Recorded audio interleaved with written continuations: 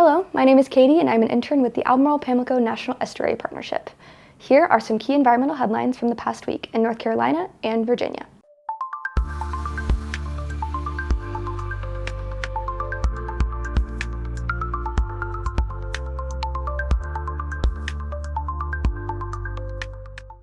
Tropical Depression Chantal swept through central North Carolina on July 6th, bringing devastating floods with it, particularly in Alamance, Chatham, Durham, Moore, Orange, and Person counties.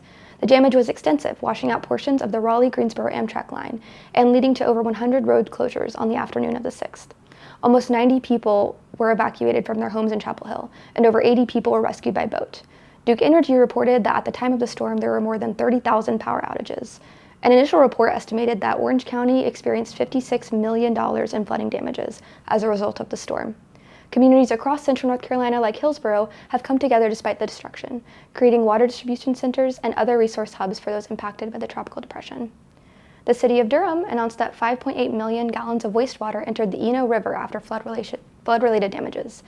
It is advised that all residents avoid flowing or standing water downstream of the Eno Creek lift station and to assume that any water downstream is contaminated. Due to severe flooding, crews were not able to reach the lift station until Tuesday, July 8th. Repairs are currently underway.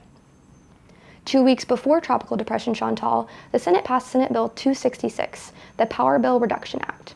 This bill would allow Duke Energy to not meet its interim carbon reduction goal of 70% by 2030.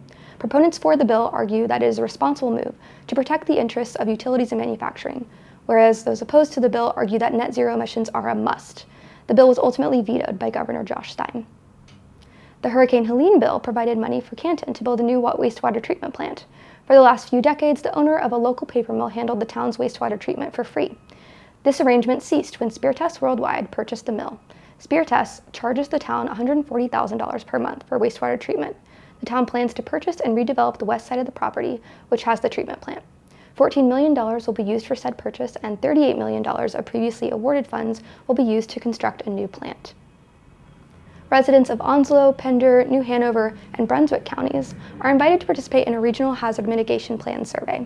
This will aid in the creation of a plan focused on hazard prevention, property and natural resource protection, structural projects, emergency services, and education and awareness. You can access the survey right here. The 2026 budget, announced on July 1st, will cut NOAA funding by 28% and result in a 17% reduction in labor. These cuts will cease critical functions of the Beaufort laboratory, the second oldest federal laboratory in the country, having just reached 125 years of use. Recently, the laboratory lost 11 out of its 100 employees to federal layoffs. The repercussions of this closure could prove harmful for the local economy, ecology, and livelihood of Carteret County.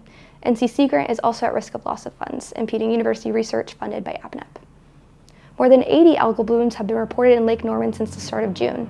Algal blooms are primarily caused by fertilizer runoff and warm water, which create ideal conditions for rapid algae growth. Regular algal blooms are dangerous to the environment as they can reduce dissolved oxygen in the water, harming fish populations. Cyanobacteria, or blue-green algae, is of particular concern. It releases cyanotoxins, which are dangerous to humans and animals in high concentrations. It is advised that people and pets should not enter discolored blue or blue-green waters, as this poses a substantial health risk. That's all for today. Make sure to follow us on Facebook, Instagram, and LinkedIn for more. Thanks for watching.